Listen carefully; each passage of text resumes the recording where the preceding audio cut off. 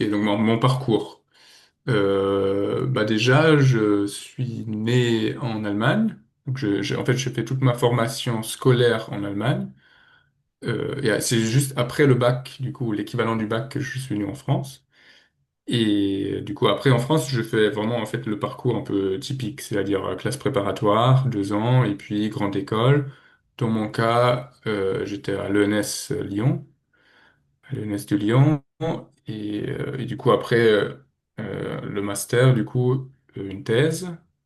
Dans mon cas, j'étais à Strasbourg pour la thèse. Et après la thèse, du coup, c'est des années un peu compliquées où on passe un peu d'un contrat non permanent à un autre.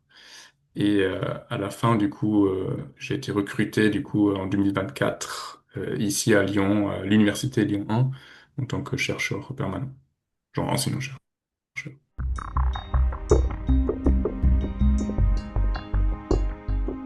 Ok, bah c'est pas facile. Bon, en fait, ouais, c'est un peu à l'intersection de différents domaines. Justement, j'aime bien quand il n'y a pas qu'un seul, une seule chose à faire. Donc, je pense que dans un premier lieu, je dirais que je suis géomètre. J'aime bien ce qui est géométrique, visuel.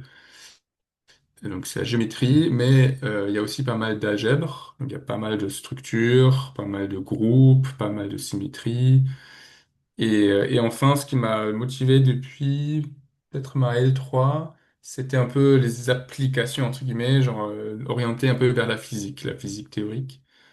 Donc, je me souviens à l'époque, genre, j'aimais bien mes cours de physique, mais j'avais l'impression que, bah, en fait, les maths qui sont vraiment utiles en physique, c'est genre les probas et l'analyse, les EDP, genre les équations différentielles, etc. Et puis, en fait, il y avait un cours un peu transversal entre maths, physique et informatique qui m'a vraiment ouvert les yeux, comme quoi, en fait, il y a vraiment des outils aussi très géométriques ou très algébriques qui sont parfois très utilisés en physique. Et c'est vraiment là-dedans, du coup, que je me suis un peu lancé.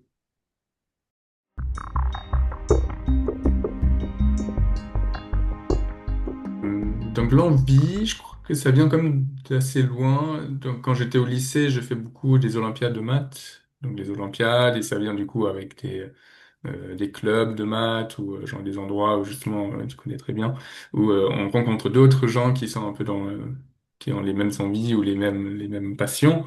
Et d'ailleurs, du coup, il y a vraiment des belles amitiés qui se sont créées comme ça. Et bon, et après, c'est vrai, au début, c'est pas clair. Est-ce qu'on fait plutôt de l'enseignement? En tout cas, on se pose même pas forcément des questions. On a envie de faire ça, donc on se lance dedans, on fait des maths, on apprend des maths, du coup, pendant les études.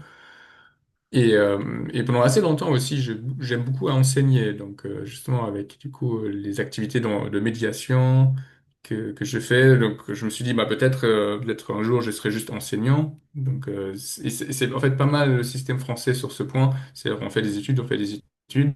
Et donc, si on découvre, notamment à travers la thèse, ou vraiment pendant plusieurs années, on réfléchit à des questions de recherche, on remarque vraiment si ça convient ou pas. Et si jamais ça convient pas, bah, du coup, on peut passer l'agrégation ou le CAPES et devenir enseignant assez facilement.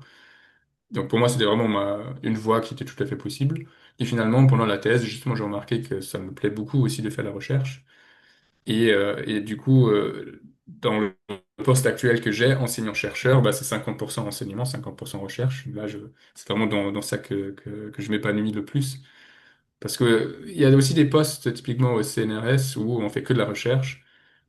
Et là, je sais pas si j'aurais envie de faire ça. Parfois, j'aurais tendance à dire peut-être oui, mais ça arrive justement à tout le monde qu'on est un peu bloqué, qu'on sait plus trop avancer dans sa recherche. Et du coup, c'est vraiment bien aussi de pouvoir enseigner, avoir du contact aussi avec du jeune public qui donne parfois des nouvelles idées ou juste un nouveau point de vue quand on revoit les cours à préparer.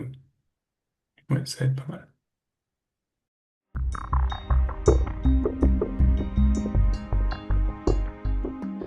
Bah, effectivement, peut-être il faudrait plutôt dire qu'il y a des types d'activités et effectivement chaque journée est un peu différente. Donc bien sûr, il y a le type d'activité, c'est préparer un cours, préparer un TD, Et après, bien sûr, aller en cours et donner le cours, donner le TD, etc. Euh, à côté de moi, il y a un gros paquet de copies, donc ça fait partie aussi, bien sûr, de la chose de corriger les copies. Mais ça, c'est vraiment le côté enseignement. Ça, je pense qu'on peut aussi facilement imaginer ce que ça représente. Le côté recherche, c'est effectivement, c'est beaucoup plus subtil. Donc, il y a toute une partie euh, de recherche bibliographique. Genre, déjà, il faut trouver un problème, bien sûr. Et parfois, euh, par exemple, en thèse, typiquement, c'est le directeur de thèse qui donne un cadre, qui donne parfois même un problème assez spécifique. Et ça arrive en fait qu'on travaille sur ce problème ou sur des généralisations de ce problème pendant des années. Donc oui, ça c'est une chose à dire, c'est que l'ordre de grandeur, genre temporel, est très long. Donc, il y a des problèmes qui sont posés et résolus parfois même des siècles plus tard. Bon. Mais au niveau d'un chercheur, c'est un projet de recherche, c'est facilement 1 an, 2 ans, 3 ans, voire plus. Donc ça, c'est déjà l'échelle temporelle. Donc oui, ça, c'est peut-être le point le plus subtil. Comment trouver un sujet qui passionne? C'est surtout à travers des discussions avec des pairs, en allant à des conférences. Souvent, c'est un peu le hasard. D'ailleurs, on peut en parler aussi, comment j'ai trouvé un peu mes sujets à moi. Et sinon, une fois qu'on a un peu le sujet, du coup, il y a forcément un temps un peu de réflexion. Qu'est-ce qu'on a envie de faire? Préciser le problème, essayer de voir si les outils qu'on connaît s'appliquent pour résoudre un certain problème. Après, il y a la recherche bibliographique, chercher dans la littérature ce qui a été déjà fait. Euh, après, quand on a résolu une partie ou résolu même entièrement un problème, du coup, il y a toute la partie rédaction d'un papier. D'ailleurs, très souvent, en maths, c'est un peu moins que dans d'autres sciences, mais très souvent, on collabore quand même avec au moins une ou deux autres personnes. Donc, il y a aussi le temps d'échange, qui se fait de plus en plus du coup en ligne parce qu'on n'est pas forcément à la même institution. Donc, il y a la rédaction du papier, la publication des papiers. Il y a la relecture des papiers des autres, parce que du coup, on envoie du coup un papier rédigé, on l'envoie à un journal, mais du coup, les journaux, eux, ils envoient ça à quelqu'un un peu tiers qui va évaluer le papier. Mais du coup, pareil, en tant que chercheur, du coup, de temps en temps, il y a un journal qui m'écrit, qui me demande d'évaluer un papier. Et enfin, du coup, on va à des conférences pour aussi présenter nos travaux. Il y a trouver la problématique, souvent une recherche bibliographique, résolution, en tout cas partielle du problème, rédaction, évaluation et puis dissémination en quelque sorte.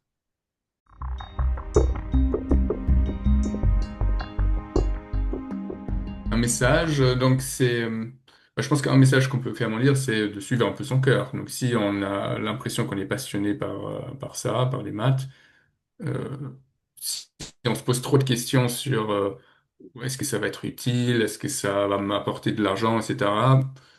Parfois, on peut peut-être prendre des mauvaises décisions, mais en fait, en l'occurrence, en maths, c'est comme relativement simple parce que on sait que, en fait, il y a quand même beaucoup de débouchés, il y a beaucoup de possibilités. On est très flexible en fait avec un diplôme en maths, contrairement peut-être à d'autres sciences où on peut même se poser encore plus de questions.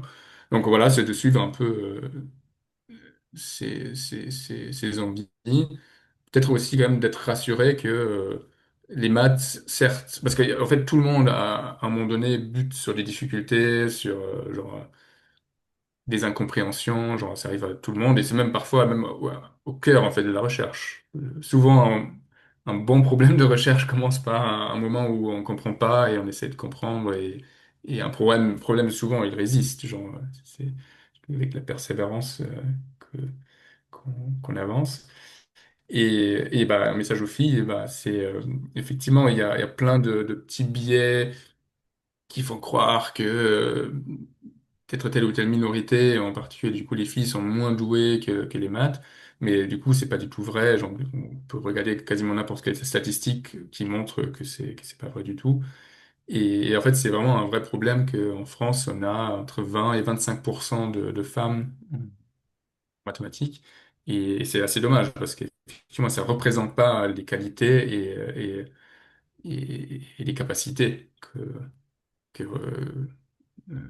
peuvent avoir, que ont les femmes. Et oui, en quelque sorte, c'est vraiment, c'est des, ouais, c'est des mathématiciennes, du coup, qu'on perd, en quelque sorte, de ne pas les attirer vers notre matière. Et donc oui, c'est vraiment très important de ne pas se laisser décourager et, euh, et de tracer son chemin.